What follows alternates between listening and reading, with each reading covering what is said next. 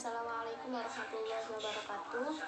Saya Sinda Indriani dengan NIM 2008304030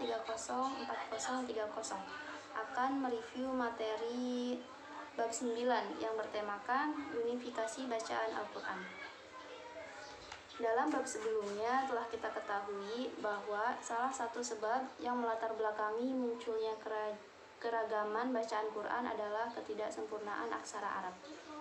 Gagasan tentang latar belakang kemunculan ini bukanlah hal baru, sebab terjadinya perbedaan bacaan dalam qiraah sab'ah adalah bahwa di kawasan utama Islam yang memperoleh kiriman salinan Mushaf Utsmani telah berdiam para sahabat Nabi, sedangkan menurut pandangan tradisional bersumber dari Nabi. Gagasan ini dipijakan bahwa Al-Quran diwahyukan dalam sab'ah ahruf atau 7 ahruf. Sebagian sarjana muslim menjelaskan sab'ah ahruf dengan abwab sab'ah yang dengannya Al-Quran turun. Ketujuh ini bersangkutan dengan perintah, larangan, janji, ancaman, perdebatan kisah masyarakat terdahulu, dan perumpamaan. Ketujuh ini terdapat kandungan lain, yaitu seperti perintah, larangan, halal dan haram, muhkam dan mutasyabih, dan lain-lain. Pada paruhan abad ke-2 Hijriyah juga muncul upaya untuk mempertegas keragaman bacaan Al-Quran yang biasanya dikaitkan dengan nama Isbah bin Usmar al-Thaqafi. Dalam sistemnya, ia mengupayakan pembacaan Al-Quran yang sangat puritanik yang biasa disebut ala qiyas atau madzhab Arabiyah. Dengan selesainya proses penyempurnaan aksara Arab pada penghujung abad 3 Hijriah telah membawa kesamaan bentuk tekstual dan bacaan yang lebih luas dibandingkan dengan tulisan Utsmani.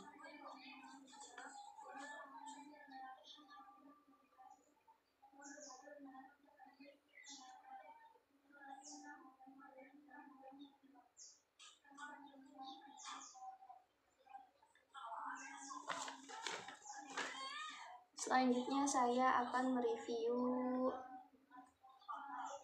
penyebab munculnya ragam bacaan, ada pada bab 11. Para orientalis memandang penyebab munculnya ragam bacaan yaitu 1. Menurut Jeffrey, kekurangan dalam Mushaf Utsmani berarti merupakan peluang bebas bagi pembaca memberi tanda sendiri sesuai dengan konteks makna ayat yang ia pahami. Kedua, metode mereka adalah untuk mengumpulkan semua pendapat, spekulasi asas, praduga, dan kecenderungan untuk menyimpulkan melalui pemilihan dan penemuan yang sesuai dengan tempat, waktu, dan kondisi pada waktu mengambil pertimbangan teks, tanpa menghiraukan mata rantai periwayatan. Dua perbedaan ragam bacaan itu hanya berkisar pada cara membacanya saja, tidak sampai bertentangan satu sama lain. Dalam kesimpulan hukum hikmah diturunkannya Al-Quran dengan ragam bacaan di antaranya adalah memudahkan umat Islam, khususnya bangsa Arab terdahulu, untuk membaca Al-Quran sesuai dengan dialek masing-masing, atau dialek yang dianggap paling mudah menyatukan bahasa umat Islam masa kini dengan bahasa persatuan, yaitu bahasa Arab Quraisy, menggabungkan dua hukum yang berbeda dalam satu ayat sekaligus. Selanjutnya, metode pendidikan Islam ada pada tema atau bab ke-12. Metode berasal dari dua perkataan, yaitu matos yang artinya melalui dan hadis yang artinya jalan atau cara. Jadi metode artinya suatu jalan yang dilalui untuk mencapai tujuan.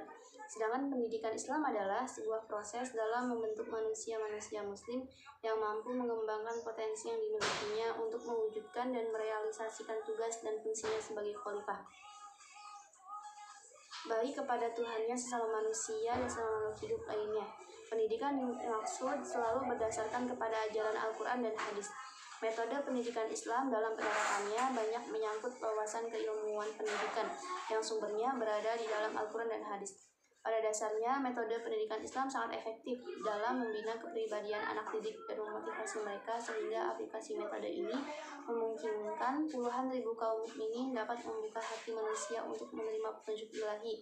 Dan konsep-konsep pendapatan Islam, seorang guru dituntut agar mempelajari berbagai metode yang digunakan dalam mengajarkan suatu mata pelajaran, seperti bercerita, mendemonstrasikan, mencobakan memecahkan masalah, mendiskusikan, dan lain-lain.